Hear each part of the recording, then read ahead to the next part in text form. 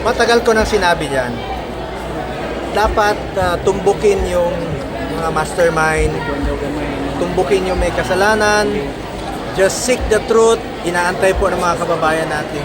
Yan. Managot po ang dapat managot po yung mga corrupt.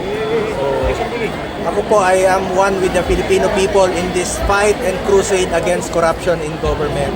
Basta inaantay ng mga kababayan natin, tumbukin yung katotohanan. Talagang mga may kasalanan dito, dapat managot eh. Alam mo, hanggat hindi managot o hindi makulong yung may mga kasalanan, walang katahimikan po ito. So, pakiusap ko lang sa ating mga kababayan, be vigilant, antabayanan po ang lahat. At the truth only.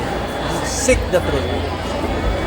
Yung pinaka-mastermind at lahat na may kasalanan. Sabi ko nga, managot ang dapat managot, ikulong ang mga kurakot, ikulong yung mga buhaya talaga na nagsasamantala sa ating mga kababayan.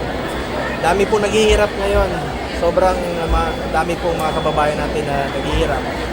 Ang akin lang po dito, sana po ay makabalik na po sa normal na pamumuhay ang buhay ng ating mga kababayan. Lalo-lalo na po yung mga mahirap.